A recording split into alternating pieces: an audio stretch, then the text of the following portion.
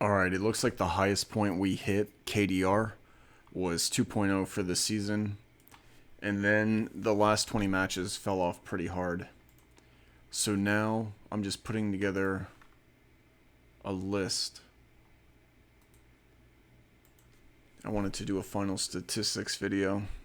It's been a while since I've done one. Okay.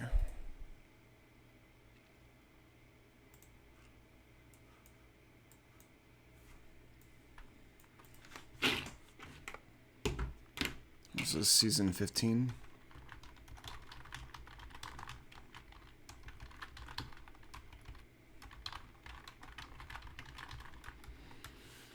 So, we did 200 matches. We only made it to like silver 2. I was getting close to 1 and then I just kept having bad games, so I didn't even get to gold. It looks like about 35 hours. 35 hours of gameplay plus the video. Okay.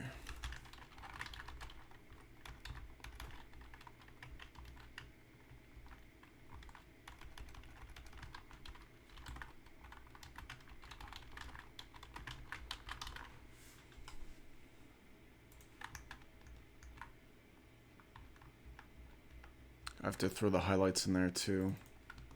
I still gotta go through the highlights and find out if I even have any. Alright, so just the game itself was that much. And then the size.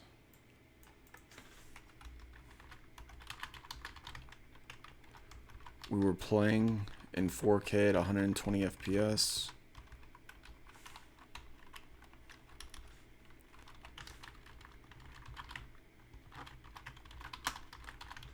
Okay, now the disk space.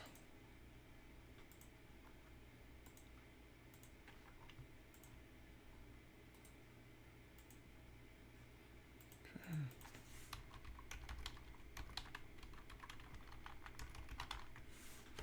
909 gigabytes. So that's season 1 done. This season, I felt like the 301 and G7 Scout.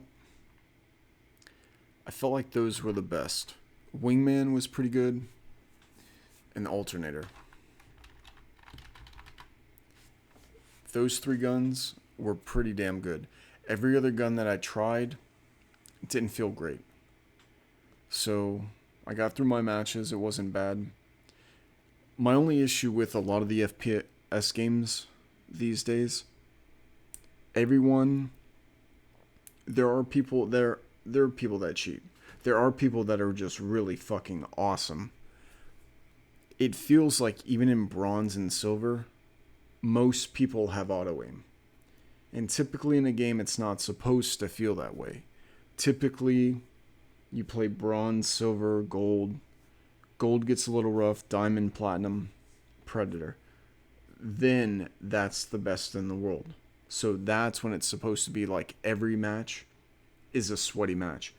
The problem is bronze and up now feels like every match is a sweaty match. And that's what made it no fun.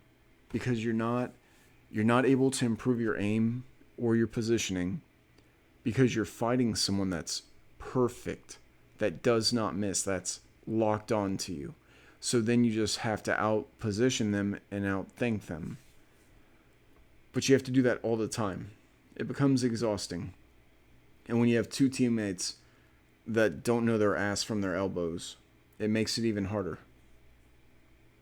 So I think we'll call it for the season. Overwatch 2 just came out with Season 2. I might try that just for 50 to 100 matches because Overwatch 2 is worse than Apex Legends. Because the game is so old, so many people are cheating in it.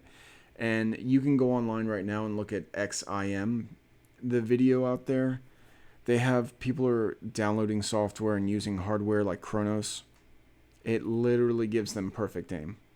All they have to do is kind of circle over to where the enemy is, and it'll just latch on.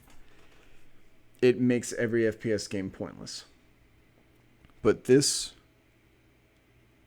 is done. I don't think there's much more I want to add to it. I've already ran my fat mouth enough, so I think that's good. Almost a terabyte for 200 matches. I'll fix the highlights, and I'll throw that at the end of the season. And maybe throw a song in there or something. I don't know. I'm glad to be done with it. I hope next season gets better. I always hope next season gets better, but I started Apex late. I didn't start trying until like season 13 or 14. So my KD was like originally 0.2, and then it went to 0.89, and then 1.0 and 1.5, and then this season the highest mark I hit was 2.0. But again, that would be me. That's not me using my best gun every single game. That's me some matches trying pretty hard and some matches getting my ass kicked and using bad weapons. I love the music. I love the gameplay. I think the players are what can make this game terrible. It's weird. The human element is always the issue. If I play Shadows of Mordor or any single player game, I love the storylines. I always have such a great time, but as soon as you introduce humans, they corrupt the game. They find hacks and cheats, glitches, abuses, softwares, macros. Humans are the problem every time. Every time. They're just corrupted, and they have to corrupt. They can't settle for normal. It has to be corruption. It's like a genetic flaw that they're built with. That's the only thing I dislike about online gaming. If there was one game where it was impossible to cheat at, and it was FPS, I would consider it as a primary game. But the way it is now, FPS games should just be something you kind of play to chill, and then go back to something good like God of War or Elden Rings, or something where you're going to have a lot of fun playing through the story. I think those are much better, rather than mindlessly letting your controller aim for you and you just pressing a button and killing people. I mean, that has to get old. You're not getting any better. You're just letting the software do all the work for you. In closing, I don't know. I give it like a 5 out of 10. Not great, but better than Overwatch 2. Overwatch 2 is like a 2 out of 10. I hope you guys enjoy it. I did not. It was pretty shitty. Alright, that's about it.